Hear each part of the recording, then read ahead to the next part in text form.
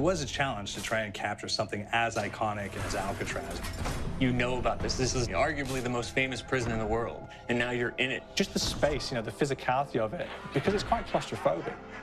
When modern-day prisons are designed, they really consider not intimidating people or making the spaces, you know, as least stressful as possible. Well, Alcatraz didn't suffer from those restrictions. They did the research, they went out, studied Alcatraz, not just from books or internet. They were actually there to feel the environment, so it really sets a mood that gets you a little spooked.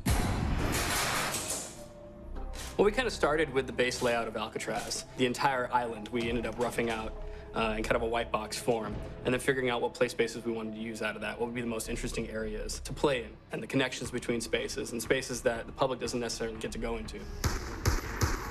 We really did a lot of pushing to really enhance that psychological horror aspect that we're really looking for. And this is a really good opportunity to really tell something special. Like I got stuck right through the gates to hell! This time around, I feel like it's been identified that there are these side missions that you're going to go out and try to accomplish. Al and the rest of the groups put together this escape plan, but the point is to get the parts and assemble this plane so they can get off the island. We did something new for the first time. We have actually contextual music that goes off. So that's a first for zombies. And it's all based around this horror thriller aspect. Every location will have a specific stinger that you hear when you find it, when you discover it, when you start unraveling the story, we start building on the music that you're hearing, and it's really enhancing that experience and going along with it in parallel.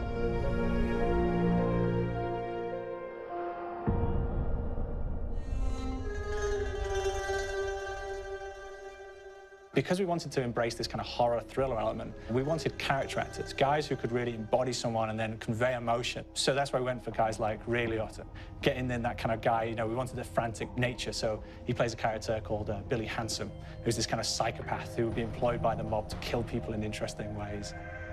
Chaz Palminteri, he plays a guy called Sal DeLuca, an old mob boss. Michael Madsen playing Finn O'Leary. He's kind of worked himself from the floor, you know, from the streets. He's got his hands dirty in the blood and the guts a couple of times. And then we had Joe Pantoliano, and he plays Arthur Arlington, who's nicknamed the Weasel. Those guys, they bring a quality and a subtlety and timing that you can't really identify or try to recreate. Bring it on, dirtbags! You start off in the afterlife mode, and that's just going to be, you know, what's going on. You're going to try to solve the mystery from the second you start. Afterlife, to me, brings a new element, like a new puzzle element. It forces me to think a little bit more or look for the clues or kind of think of zombies on a slightly deeper level.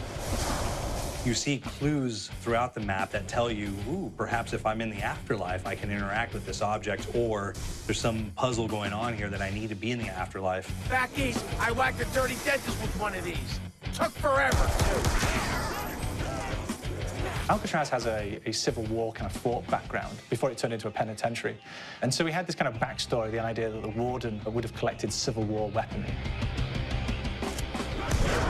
And one of them is a blundergat. It's a fictional weapon, but the idea of the combination between a blunderbuss and a Gatling gun. And possibly, there might be a way of upgrading it to a more fantastical weapon that the players may find. You all gotta go sometime. You just went now. There's one main zombie, one big zombie that's going to come through and wreak havoc on your life. He'll lock down the perk machine, he'll close down the box, so you have to pay to get that open again. So you don't want him to interfere with your process. Now's a good time to pick a fight. It's a fun challenge. It keeps things moving forward. In terms of perks, we have a new perk called Electric Cherry. When you reload, it gives a shock around, which scales over time. I was asking for it, greaseball. There's so much to experience in this map. Every time I play it, there's a new tactic to take, a new experience, a new objective to go for.